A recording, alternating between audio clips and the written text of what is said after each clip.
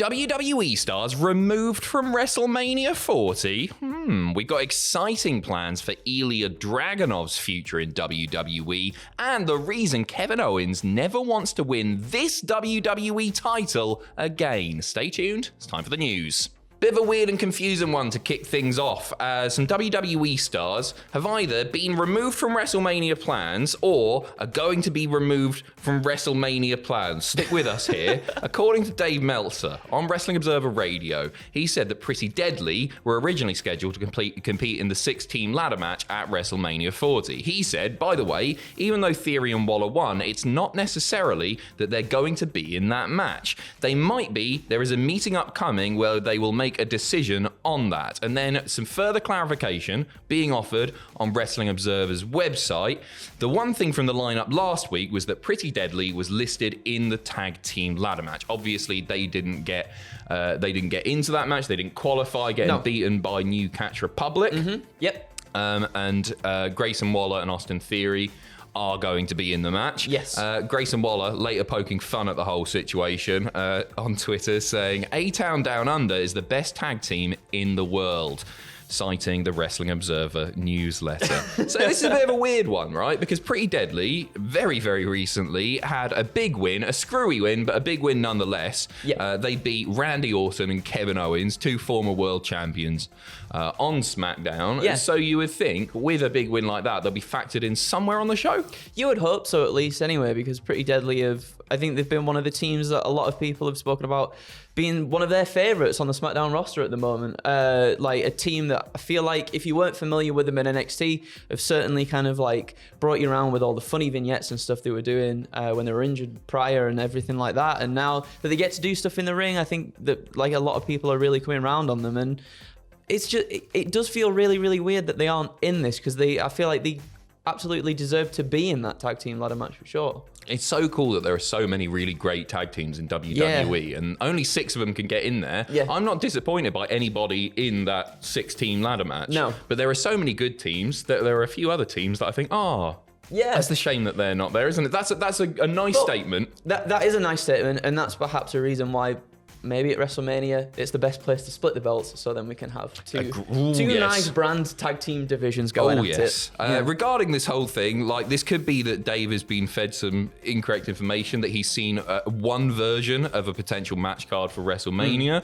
Can't quite figure it out. There are other options to do with either of these teams. Obviously, Pretty Deadly not on the card at the moment. They could do something with them, and if they're there, and lots of rumors right now, John Cena even posting a picture of Roman Reigns on his thing, on his Instagram. They could do something with Cena there, Austin, if he's there. Same deal if A-Town Down Under do get pulled, there's history there to play off as well. They could just get battered by the Legends, couldn't they? Yeah, there's history there. They could get battered by the Legends for a nice big old pop from the crowd. Also, I guess if, Logan Paul was out there and he helped Pretty Deadly win against Randy Orton and Kevin Owens anyway, they could get themselves involved somewhere there. Oh, Logan's lackeys? Yeah. Oh, I hadn't even thought of that. That might be how he retains the title, if he does retain the title. I think he is going to retain the title as well. They could factor into that then. You were saying before we started rolling that you think it's more likely that if Cena and Austin are there, they're going to get involved in the bloodline That's stuff. What I think. If it's bloodline rules, they take out the bloodline on the outside, leaving it as a singles, just a proper singles between the two. I agree. I think that's more likely. But there are options there. Time will tell. We don't have that long to wait anymore. We're on the road. We're at the end of the road. Skipping the services, we're almost there. Exciting plans for Ilja Dragunov have been revealed. This is from Fightful Select. A bunch of notes here, some really, really reassuring, uplifting, beautiful stuff regarding the brilliant Ilja Dragunov. What have they said, mate? They've said there are no immediate plans to call Dragunov up to the main roster, but he's expected to go up once he loses the NXT Championship, which I feel like a lot of us were sort of thinking was going to happen anyway.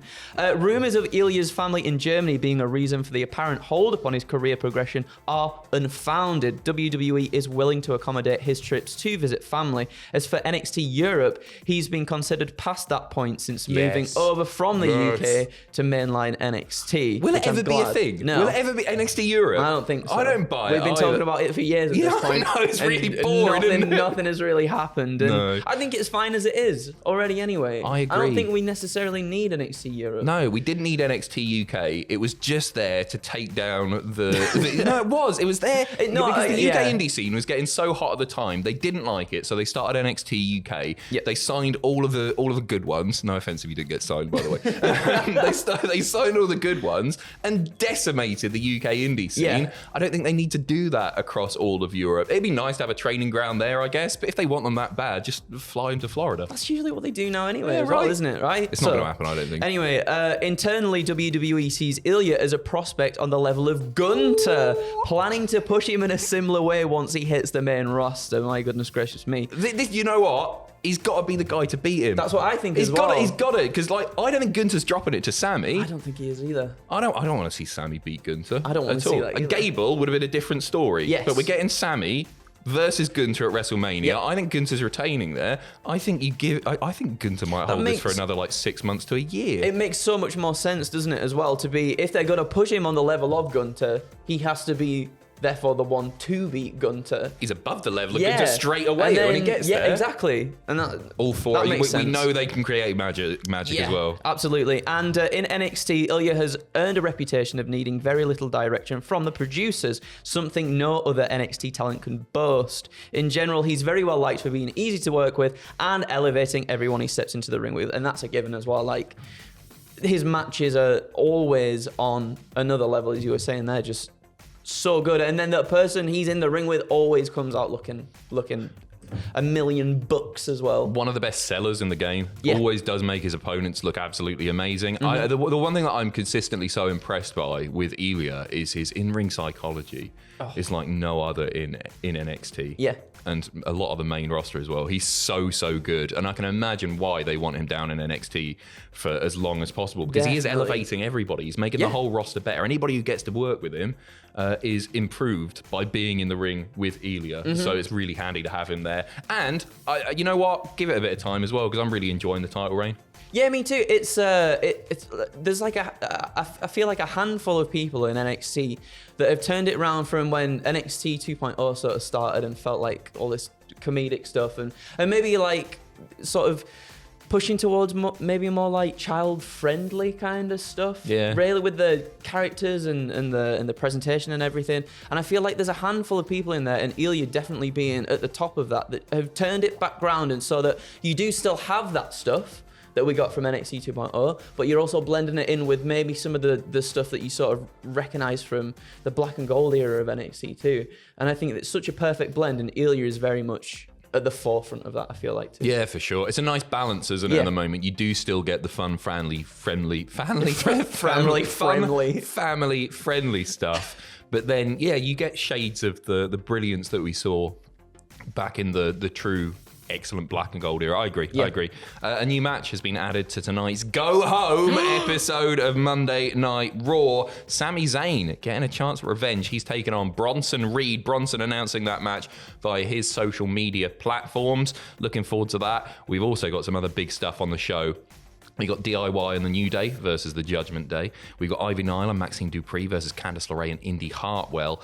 And on top of Sami Zayn and Bronson Reed, the Rockin' Undisputed Universal WWE Champion Roman Reigns are both set to appear and be horrible bastards once again. Ramping I can't. After last week's Raw, yeah, I was like, oh man, do I mess my sleep pattern up now? Do I just stay up for this? Because I'm really looking forward to it. We are so close to WrestleMania, so buzzing. We were talking about this yesterday. You're at a 10 out of 10, right? On the genuinely, level. Yeah. I feel like sort of everything that happened last week on Raw, and even Cody being like, we're in that awkward 2-week period between now and WrestleMania. How could it possibly, get even more intense in this, that, and the other? And they found a way, and they've hooked me in perfectly.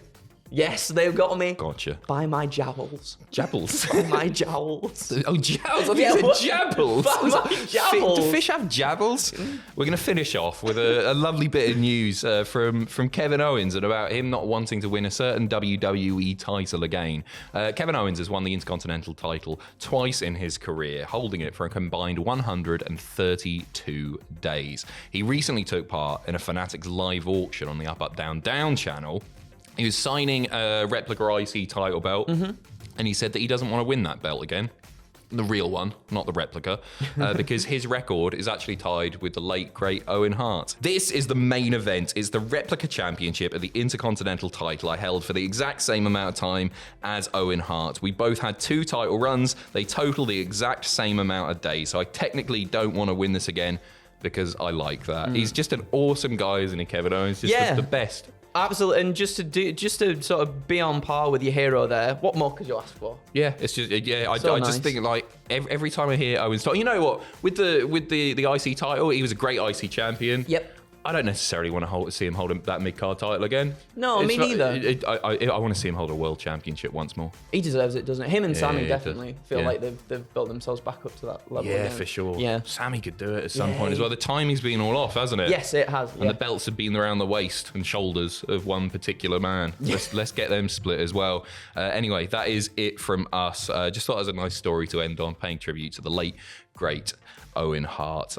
So yeah, thank you very much. We'll be back with more news very, very shortly. As I said earlier, and as I'm sure you're aware, it's the last week before WrestleMania. We've got heaps and heaps of content coming up. We've got a big WrestleMania themed list going out tonight. I'm going to be live with the WrestleMania showcase mode from 2K24 tomorrow night at 9 p.m. on this YouTube channel.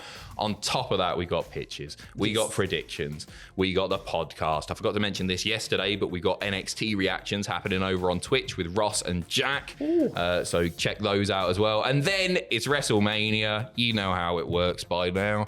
We've got reactions with us two handsome lads. We got What Happened At, we got WTF, all the fun of the fair, so stay tuned.